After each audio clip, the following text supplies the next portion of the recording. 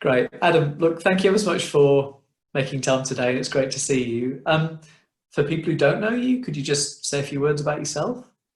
Sure. So I'm the Director of Data Analytics at the Health Foundation, and we've been working to ensure that the use of health data benefits people's health as much as possible across the UK. Fantastic, fantastic. And I also know that, either by yourself or with colleagues, Martin Bardsley, I know you did some work on this agenda. You've been active on the agenda in terms of promoting the better use of analytics for a good long while. So I'm really interested to hear your thoughts. I want to start really, really broad. If you could just tell me a bit about the sort of sources of value you see coming from the use of analytics in health and social care.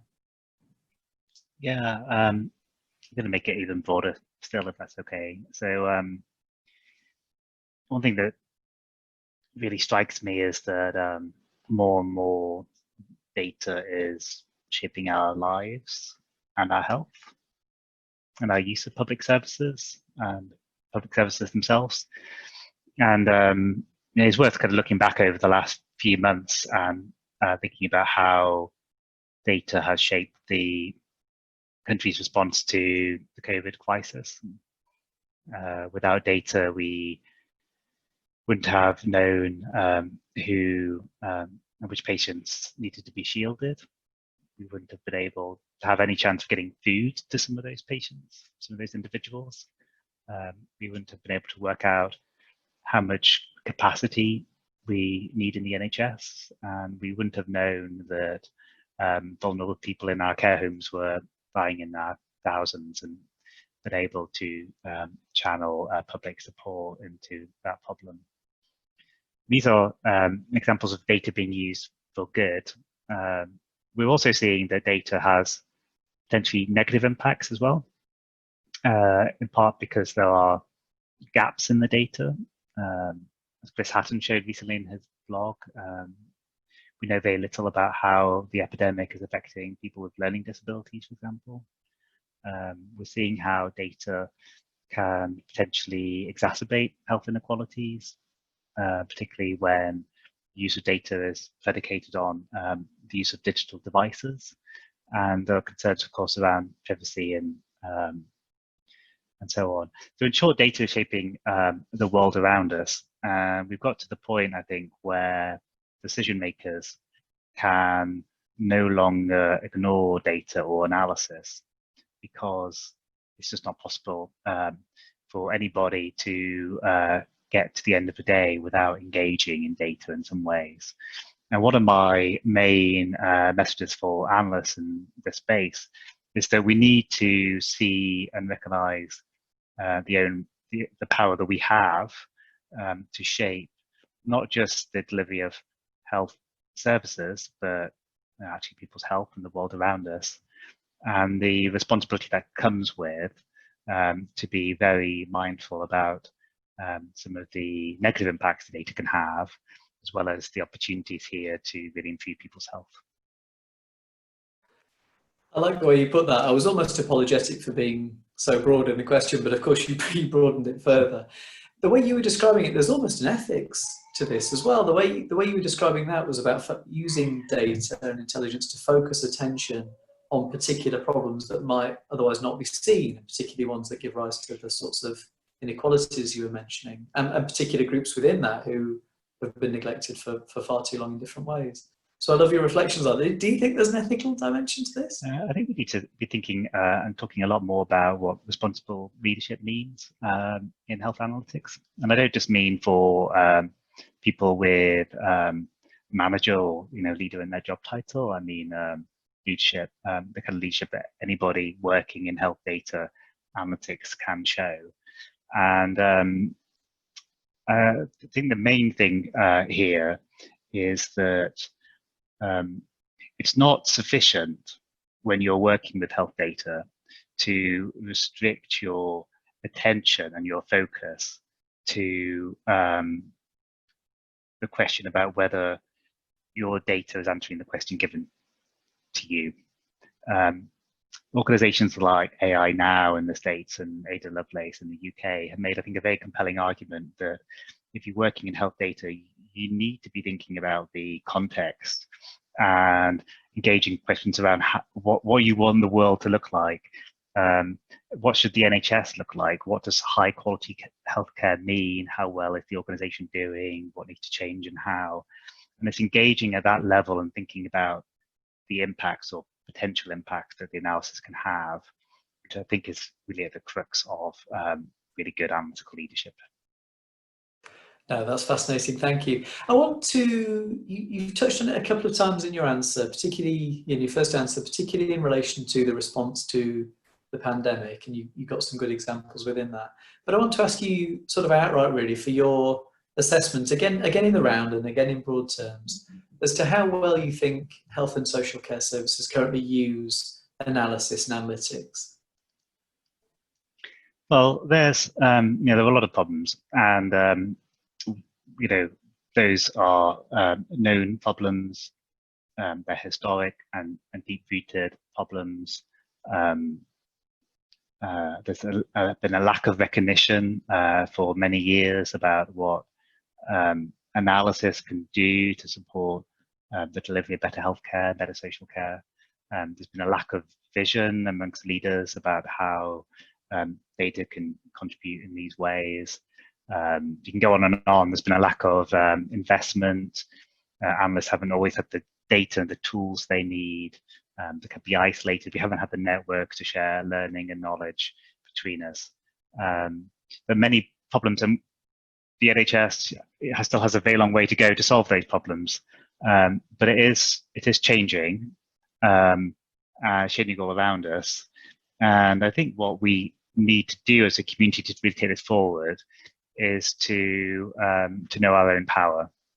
And I suppose I don't accept that there's a kind of a difference between those people who are kind of asking the questions and the analysts who are there to kind of answer the questions. I think we're getting to the stage, or we will do, where actually data is just part of our lives, and analysts need to be part of the conversation about how the data being used, because we have special skills in the area and expertise that we could add to these kind of conversations and decision making. That's excellent. I want you to extend on that point really. I've got a question for you about how well used you think the current analytical workforce is. So, do we make best use of the analysts available to us? In your answer, it sounded like you got a sense that there were these people who generated questions or requests, and then these people who were kind of fielding the questions and trying to answer them as best they possibly could. And that sounded suboptimal in the way you were describing it, because you wanted to move on from it. So how well do you think we use the current analytical workforce? Well, I think it's been, pretty poor, and that's why you've written this manifesto, which I think is brilliant and really helps take us forward. When we think about this problem, there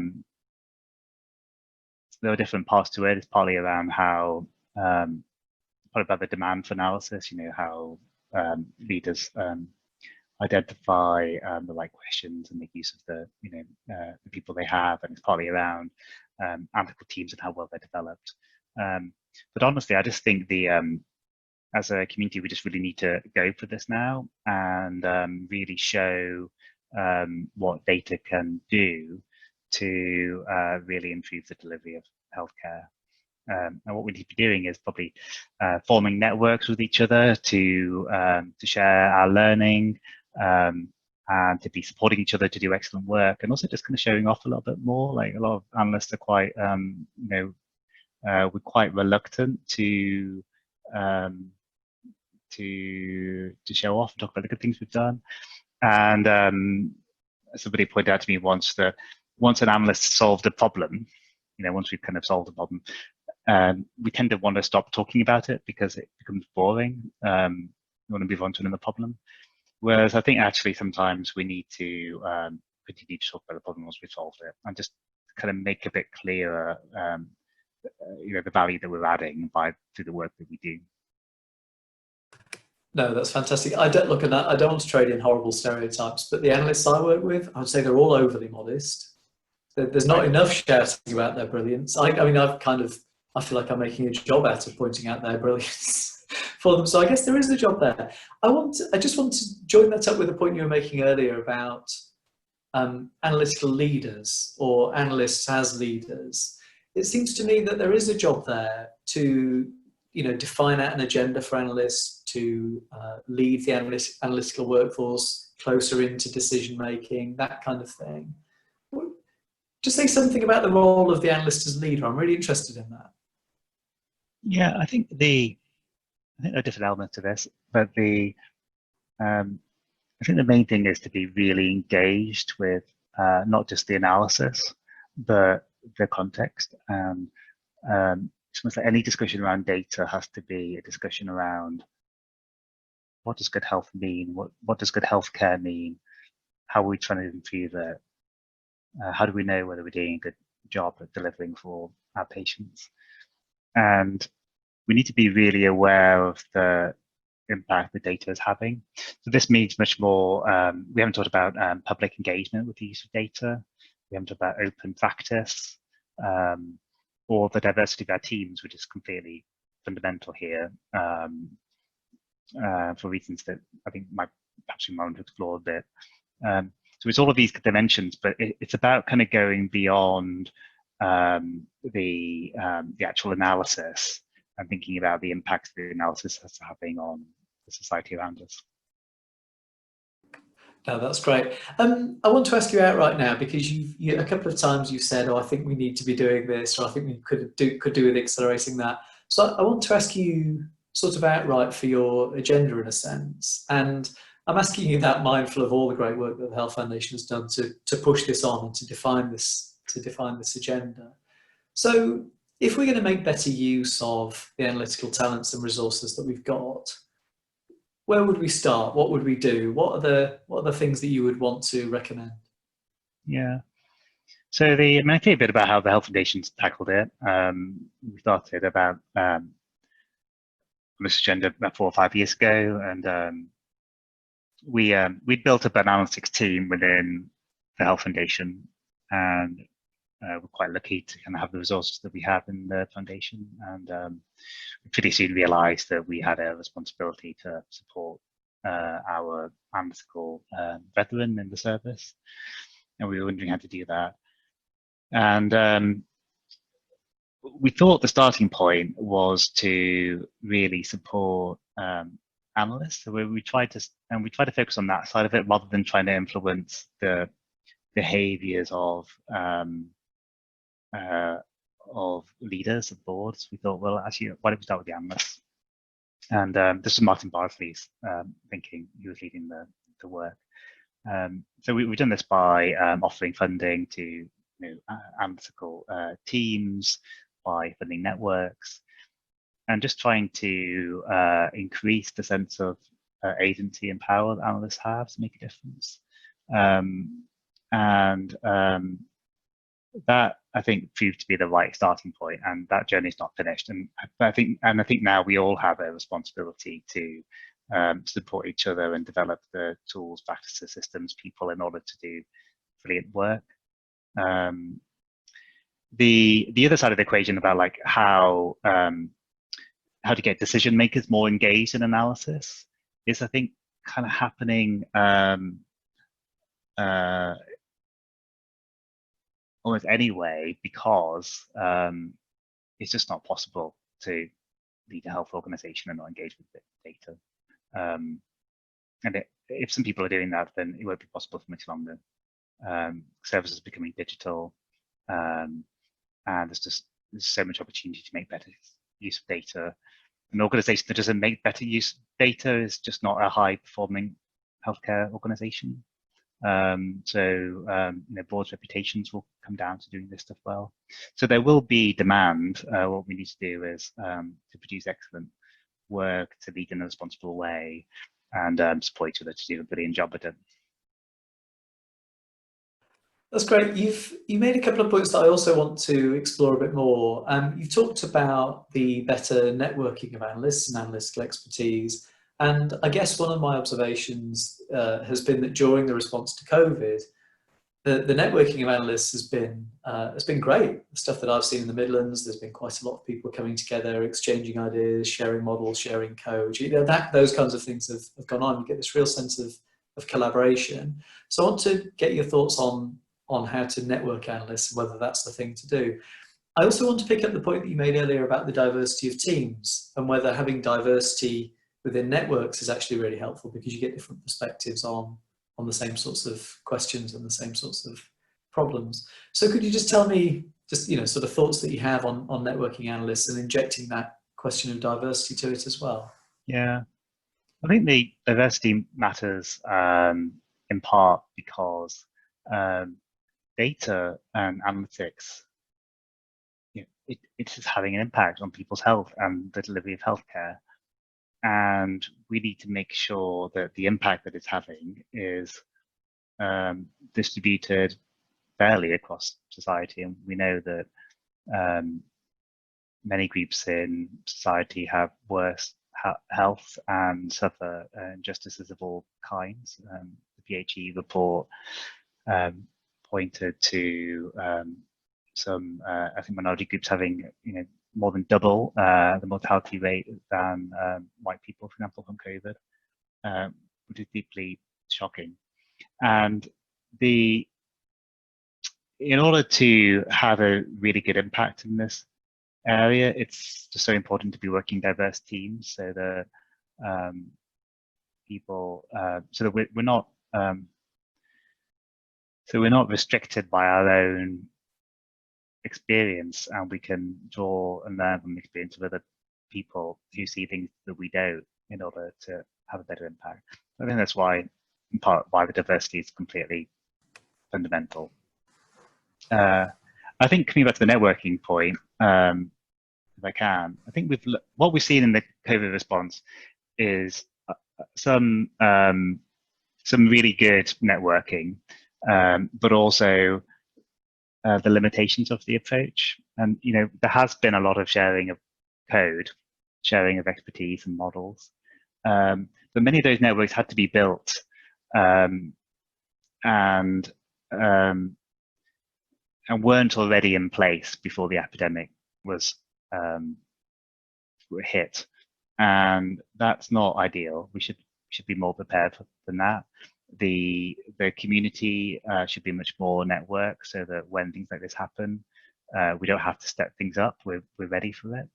And we've also seen on the data front, it's often been very hard for analysts to get access to quite basic data, and as a result, it's been quite challenging to adapt some of the models that exist nationally to the local circumstances, make better decisions.